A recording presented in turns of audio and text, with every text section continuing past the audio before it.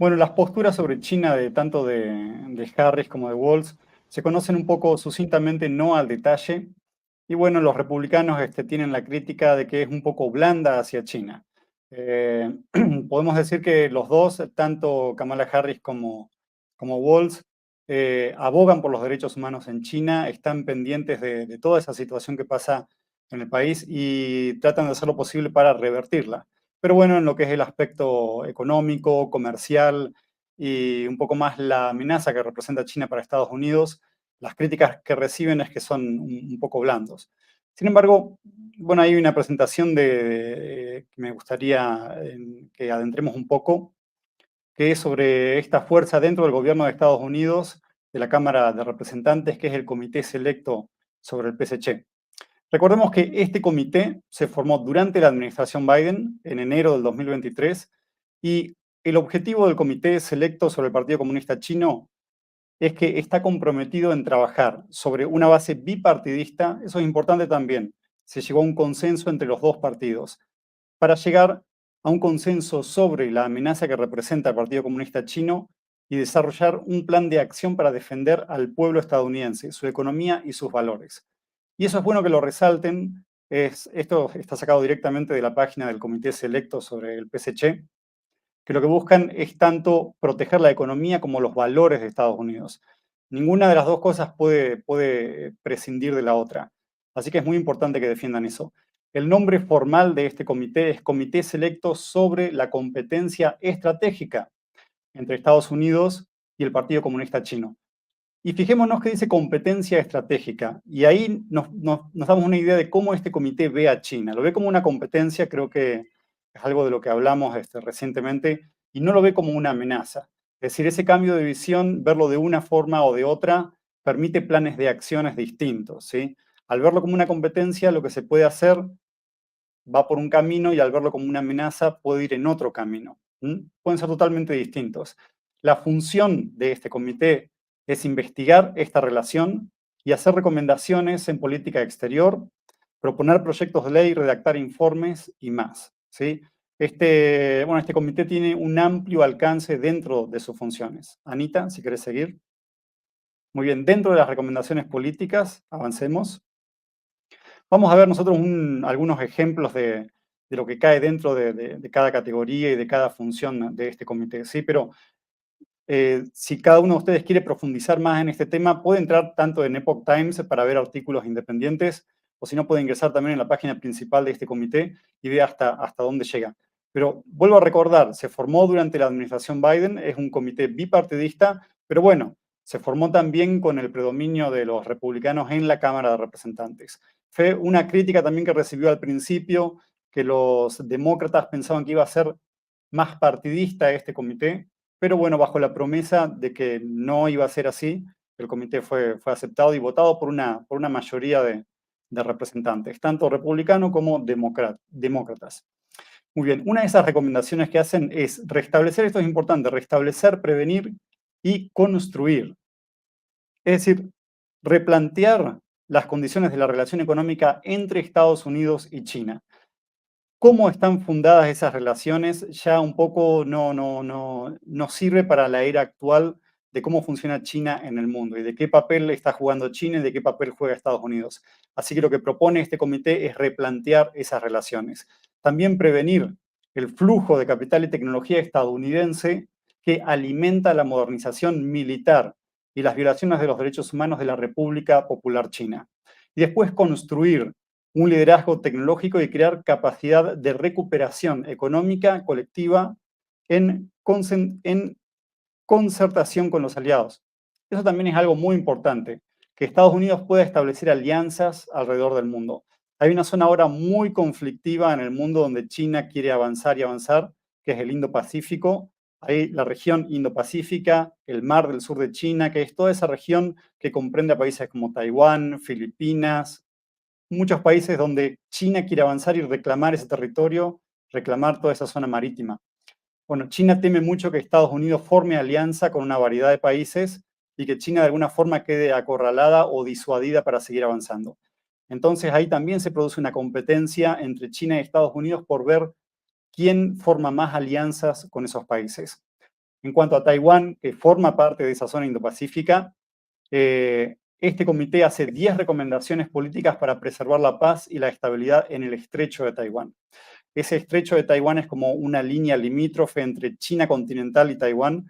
Entre China y Taiwán hay muy poca distancia, ¿sí? Y de ahí viene también el reclamo de lo que es China sobre ese territorio. Nosotros no vamos a ver ahora todas las recomendaciones, pero vamos a ver algunas importantes que dice, en primer lugar, Estados Unidos necesita más misiles de largo alcance y vehículos no tripulados en la región Indo-Pacífica. Todo esto con el objetivo de disuadir a China de que China no avance sobre Taiwán. Es decir, China ya prometió y dice que Taiwán se va a acoplar a China y va a utilizar la fuerza para lograrlo si es necesario. Pero Estados Unidos tiene que ocupar un papel disuasorio, digamos, destacable para que eso no suceda, ¿sí? Entonces, las recomendaciones de ese comité apuntan a eso, a recomendaciones con las cuales Estados Unidos va a poder disuadir a China de que tome Taiwán. Estados Unidos y sus aliados deben reforzar y coordinar mejor la planificación colectiva. Otra vez, Estados Unidos formando alianzas en la zona. Mejorar el entrenamiento combinado entre el ejército de Estados Unidos y de Taiwán, ¿sí? En esta zona también se realizan muchos entrenamientos conjuntos que son importantes porque preparan a los ejércitos de distintas naciones junto con el de Estados Unidos para posibles escenarios que puedan llegar a pasar en el futuro. Y uno de esos es una posible invasión de China a Taiwán, ¿sí? Taiwán también necesita urgentemente sistemas de armamento estadounidense. Estados Unidos no tiene relaciones, como dijimos, formales con Taiwán, pero sí por ley, gracias a Ronald Reagan, Estados Unidos está obligado por ley a proveer armas a Taiwán para que Taiwán pueda defenderse. Y por eso en estos años también estuvimos viendo, desde que China empezó a avanzar más sobre Taiwán, cómo el Congreso de Estados Unidos aprobó varias ventas de armas por miles de millones de dólares hacia la isla. Por supuesto, cuando estalló el conflicto entre Ucrania y Rusia, muchos recursos de Estados Unidos fueron derivados para esa zona y esas ventas de armas que tendrían que haber llegado a Taiwán antes se están retrasando, ¿sí? Y en quinto lugar también tiene que haber un mando y un control operacional claramente definido para responder a contingencias en el Indo-Pacífico. ¿Qué quiere decir eso? Lo que yo veo que este comité está planteando a Estados Unidos es que de alguna forma Estados Unidos no tiene una postura clara sobre Taiwán y es lo que vimos también durante la administración. En una entrevista a Biden en 60 minutos le preguntaron a Biden qué pasaría o qué haría él si China invade Taiwán. Y Biden dice, nosotros vamos a defender a Taiwán. Sin embargo, después, más adelante, la Casa Blanca desmintió ese comentario y dice que no, que Estados Unidos apoya a Taiwán con la venta de armas, pero no da una respuesta clara de qué haría Estados Unidos si China lo invade.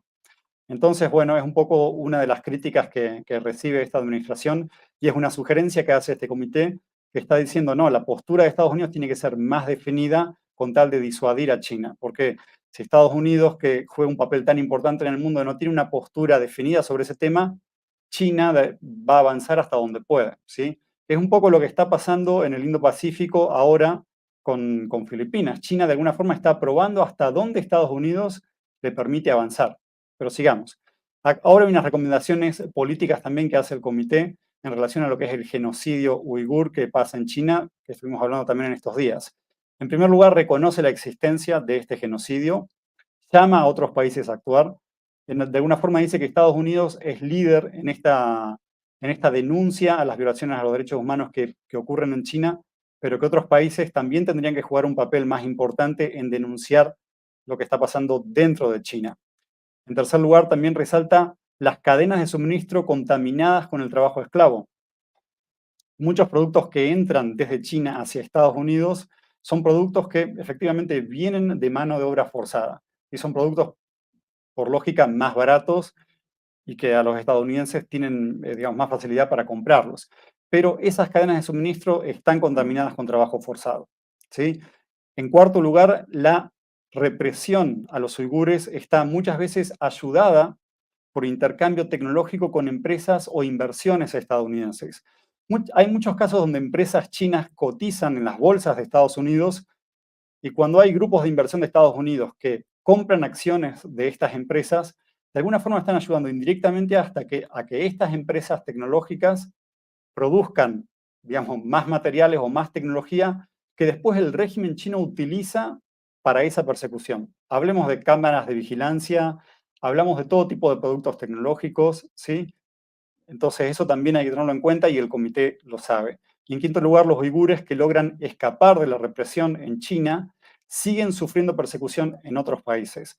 Entonces el comité está llamando a Estados Unidos para que también preste atención a que los refugiados en Estados Unidos todavía no sufran persecución dentro de Estados Unidos, ¿sí? A través de China, a través de espías, a través también de un tema del que no hablamos, pero que es muy importante y que estuvo en los periódicos y en los medios de todo el mundo, son estas comisarías encubiertas de China que están dentro de Estados Unidos y en un montón de otros países. Bueno, estas comisarías supuestamente cumplen un poco esa función, ¿sí? No declarada, que es perseguir a los disidentes, perseguir a los refugiados y de alguna forma hacer que los refugiados vuelvan a China, ¿sí? A eso se refiere entonces. Otra de las actividades de este comité es la celebración de audiencias en el Congreso. Y entre los temas tratados, nosotros podemos destacar el gran cortafuegos y la exportación del PSC de su estado de vigilancia tecno-autoritario. El cortafuegos de Internet, esto es toda la censura que opera en la Internet de China y que está controlada por el régimen chino. Es como decíamos, si nosotros vamos a China y llevamos nuestra computadora y queremos buscar información, la información que nos salga en los buscadores, en las redes sociales y en toda la Internet va a ser información que está permitida en China. Y por otra parte, si nosotros estamos en China o cualquier ciudadano chino y queremos publicar algo en las redes sociales o en Internet, lo vamos a publicar y si los censores no les gusta, van a eliminar esas publicaciones. Que eso pasa constantemente en las redes sociales chinas. La gente de China critica al gobierno chino, critica una situación como las inundaciones que están ocurriendo ahora, o critica violaciones a los derechos humanos, o critica la expropiación de tierras o de territorios, y los censores del régimen chino automáticamente lo detectan por palabras claves y lo eliminan de las redes sociales. En segundo lugar, también otras audiencias que se celebran tratan de la alta tecnología del acero pesado, ¿sí? Cómo combatir la estrategia de la República Popular China para dominar los semiconductores, la construcción naval y otras tecnologías como son los drones, ¿sí? China tiene una industria del acero que es enorme y también de las tierras raras que son minerales más claves para la alta tecnología. Después, se plantea esto también en audiencias. Todos los caminos llevan a Beijing, llevan a China, la ofensiva de desarrollo global del PSC. Y esto nos da una idea de cómo el PSC de alguna forma trata de utilizar todos sus engranajes para que a través de sus redes globales resulte favorecido, ¿sí? Estados Unidos lo sabe, sabe la infiltración que hay del PSC dentro de Estados Unidos y el comité, por supuesto, dice que hay que prestar atención a esto. También las ciberamenazas del PSC a la seguridad nacional estadounidense, eso es constante. El PSC roba información a través de ciberataques, puede ser información de sitios gubernamentales, información de empresas privadas o de ciudadanos comunes también. Y también la alineación autoritaria, es decir, el apoyo del PSC a adversarios de Estados Unidos, ¿sí? Eso también son audiencias que celebra este comité y analiza cómo el PSC, es decir, cómo China apoya a otros adversarios de Estados Unidos, como pueden ser Rusia, Irán, Corea del Norte. Muchas veces China ayuda a estos enemigos de Estados Unidos no para ayudarlos de por sí, sino porque de alguna forma los va a beneficiar al régimen chino, ya sea distrayendo a Estados Unidos o ya sea porque en estos intercambios esos países que son enemigos de Estados Unidos también ayudan a China de una u otra manera, ¿sí? Fíjense la cantidad de cosas donde China interviene de alguna manera en el panorama mundial y cómo este comité de Estados Unidos está muy atento a todo eso, ¿sí? O sea que nosotros no podemos decir que una administración, ya sea republicana o demócrata, no puede o le resulte difícil estar al tanto de todos estos aspectos, sino que son aspectos que ya están analizados, estudiados por comités que son propios de los gobiernos de Estados Unidos, ¿sí?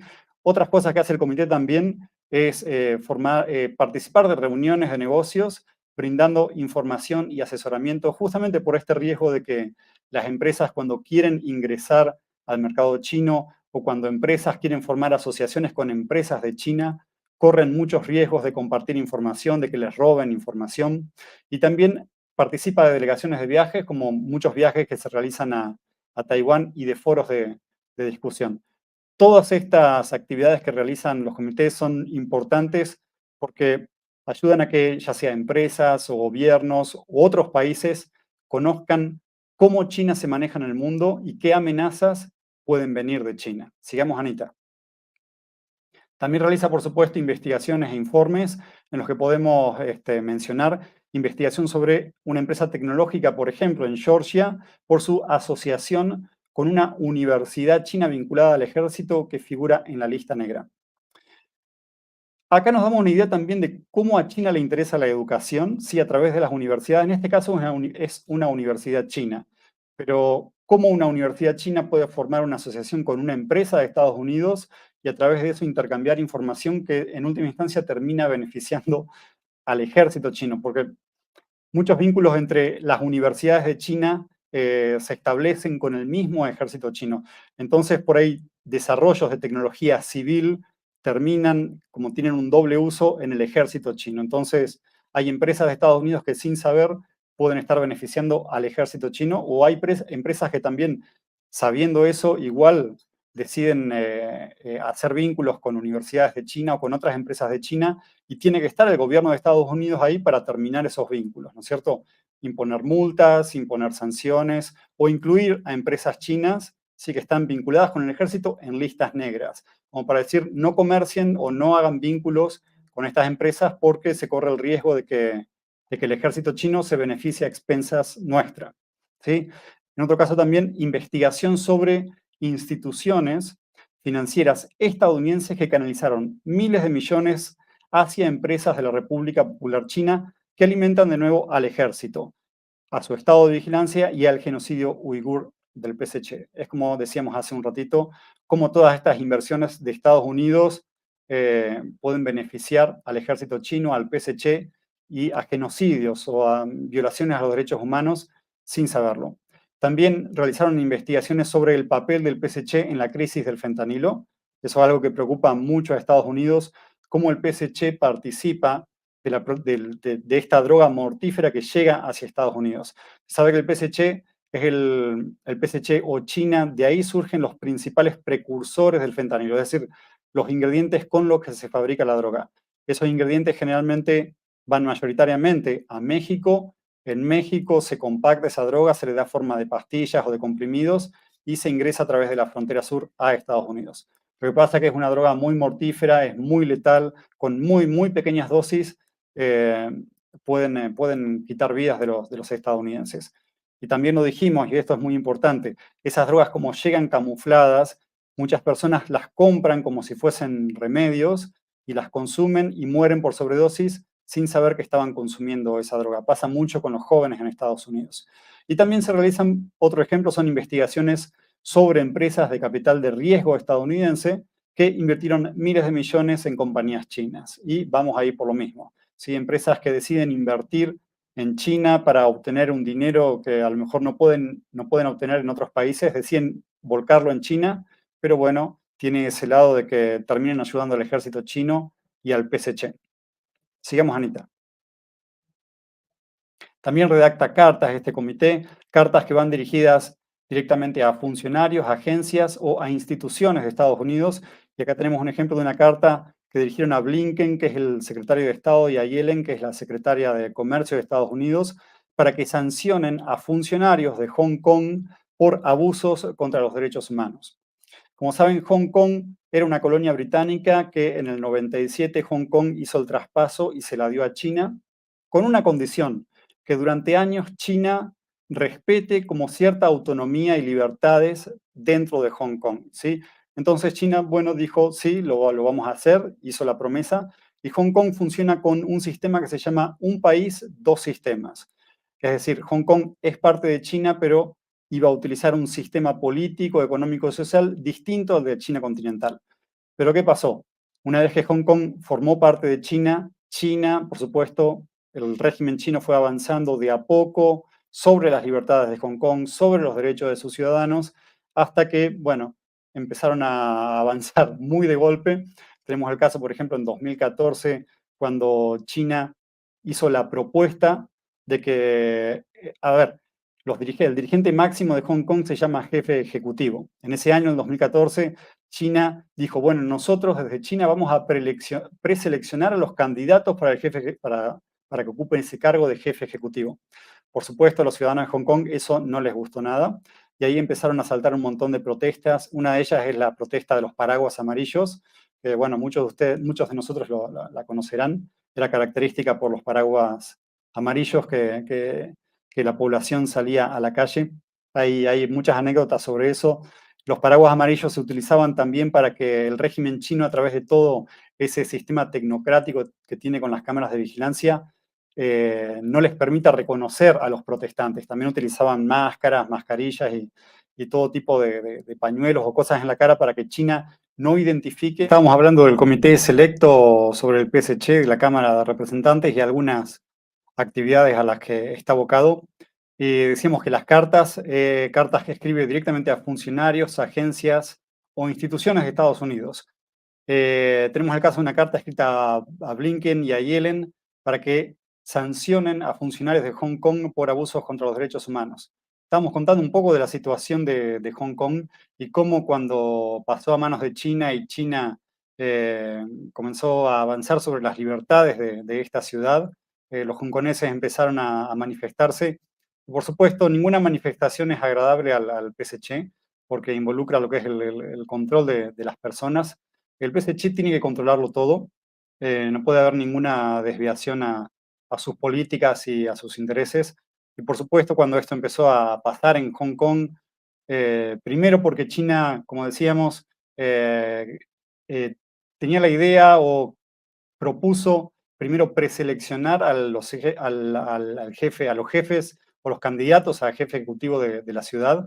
Los ciudadanos, por supuesto, no les gustó porque obviamente no iba a ser una elección libre, sino que iban a tener que elegir a algún candidato previamente elegido por China. Los ciudadanos se levantaron en esta protesta de los paraguas amarillos y después también hubo mucho conflicto con una propuesta de ley de China que consistía en llevar a China a toda persona que se sospeche, extraditar a China a toda persona que se sospeche como, digamos, enemiga del Estado o criminal, es decir, sacarla de Hong Kong y juzgarla directamente en China, pero se sabe que en China los tribunales no son abiertos, muchos juicios son secretos, entonces no habría ningún control de ningún tipo, solo del PSC, ningún control independiente o de otros países. Así que esto, por supuesto, a los hongkoneses tampoco les gustó, eso sumó a las protestas, más gente salió a las calles y, por supuesto, provocó un enfado más grande del PSC, hasta que en el año 2020 el PSC impuso esa famosa ley de seguridad nacional sobre la ciudad, donde directamente está hablando de que China iba a caer fuertemente sobre cualquiera que considere un enemigo del Estado o una fuerza extranjera, o por supuesto, una persona que vaya en contra de las políticas del PSC. Entonces, como esta ley era tan abierta y tan poco clara, da espacio para todo actualmente. Entonces, ¿quién es un enemigo del Estado para China? Cualquiera puede serlo bajo esta ley, ¿sí? Incluso un medio internacional, incluso un estudiante, incluso un extranjero, un turista, ¿sí? De acuerdo a cómo se comporta. Incluso esta ley también juzga a personas que ni siquiera estén dentro de Hong Kong o de China, sino en otros países. O sea que si China tiene en mira a una persona que un enemigo del Estado y por alguna razón viaja a China o viaja a algún país que tenga algún convenio de extradición con China, China podría solicitar su captura y llevarlo a China y juzgarlo dentro de China. Así que se imaginan el alcance de esta ley y lo vaga que es en cuanto a su aplicación. Por supuesto, yo en este caso podría caer dentro de un enemigo del Estado de China y si estoy en un país que tenga un convenio de extradición, China puede solicitar mi extradición a- para que yo vaya y rinda cuentas. Entonces es algo bastante peligroso. Otra carta también que escribió la carta a la Agencia de Seguridad Nacional solicitando una evaluación de la información que Rusia comparte con la República Popular China sobre las capacidades armamentísticas de Estados Unidos en Ucrania. La guerra de Rusia contra Ucrania es una guerra clave no solamente por el territorio, sino también por la información que está brindando, ¿sí? Cómo Estados Unidos está ayudando a Ucrania, cómo Estados Unidos se comporta en esta situación. Toda esa información Rusia puede tenerla, puede conseguirla y puede compartirla con China. Así que ahí ven otro aspecto también de por qué China podría estar utilizando a Rusia bajo el pretexto o la excusa de estar apoyándola, ¿sí? China siempre, para apoyar a un país, para autorizarla para algo, siempre tiene que sacar una tajada de algo, porque si algo no le sirve, probablemente el PSC no decida no formar parte. Y también cartas, en este caso una carta a Harvard, sobre posible represión transnacional de protestas contra el PSC. Y eso también pone de relieve acá cómo China tiene convenios con muchas universidades de Estados Unidos a través de convenios de estudio, convenios de investigación o muchas veces donaciones, ¿sí?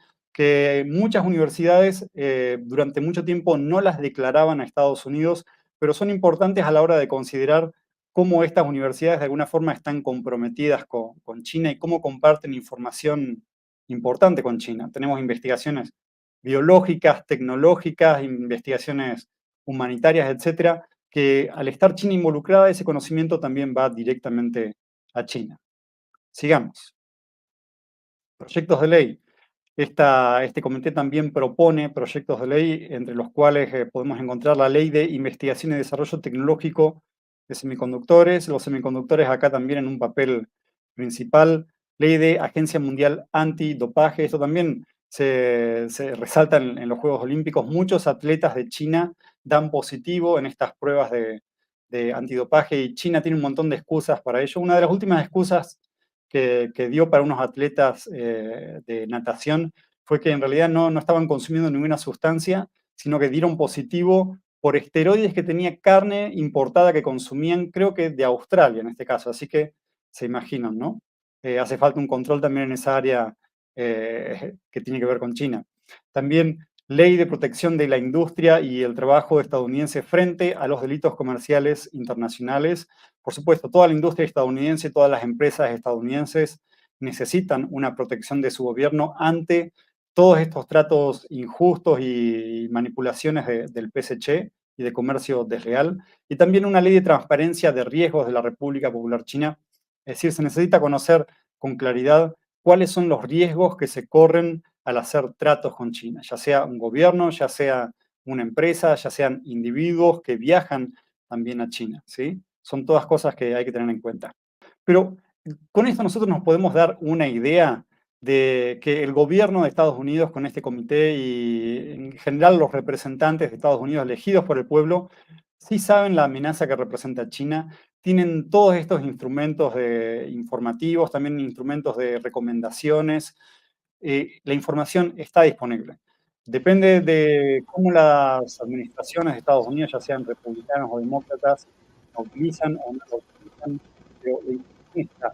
Es que los gobernantes de Estados Unidos, los presidentes, tienen que ser responsables ante esto y tienen que aplicar medidas para frenar a China, para defender a su pueblo, sobre todo, porque a China no le interesa mucho ni su propio pueblo y tampoco el pueblo de Estados Unidos, así que los presidentes, los gobernadores, los representantes, legisladores, tienen que preocuparse y defender a su pueblo ante esta amenaza que representa China. Evidentemente es una amenaza, hay muchas pruebas de eso, los gobernantes lo saben. Escuchamos que ayer se había aprobado en la Cámara, eh, era una propuesta en contra de la persecución a Falun Gong, ¿no? De la sustracción forzada de órganos, ¿puede ser? Exactamente, sí, sí, sí. La Cámara de Representantes aprobó este proyecto de protección a Falun Gong, ahora pasa al Senado, el Senado lo tiene que considerar para presentarlo y ver si lo convierten en ley. La sustracción forzada de órganos a estas personas que ocurre en China, recordemos que está respaldada por el PSC porque se realiza en hospitales que generalmente están también vinculados al ejército chino, así que, por supuesto, es con la autorización del régimen chino, y es una atrocidad que no tiene nombre. Bueno, esta ley lo que pretende hacer es sancionar a toda persona que esté vinculada directa o indirectamente con esta atrocidad. Sí hay avances, y hay avances de este tipo, y hay avances a partir de este comité ejerciendo presión sobre el gobierno de Estados Unidos, ya sea republicano o sea demócrata. Este comité ejerce mucha presión sobre los derechos humanos, ya sea la persecución a Falun Dafa, la persecución a uigures, la persecución a cristianos, ejerce presión también sobre este traspaso forzado de tecnología o de información de Estados Unidos a China, ejerce presión también sobre este comercio injusto entre Estados Unidos y China, sobre el desbalance comercial que hay entre los dos países, ingresan mucho mayor cantidad de productos chinos a Estados Unidos que productos estadounidenses a China.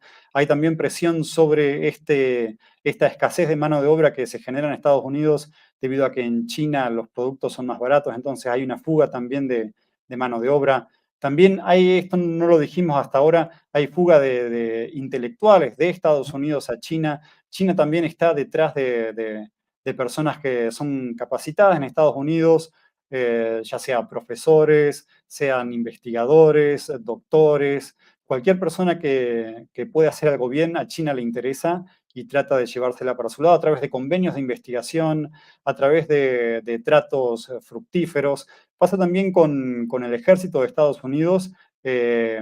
Hay muchos profesores de vuelo o generales de Estados Unidos retirados que China les ofrece convenios para que capaciten a sus propias fuerzas, lo cual por supuesto es ilegal porque hay conocimiento que es secreto o selecto de Estados Unidos donde una persona que está retirada no puede pasar a otro ejército. Así que fíjense el alcance que tiene China y los intereses que tiene China sobre Estados Unidos en este caso.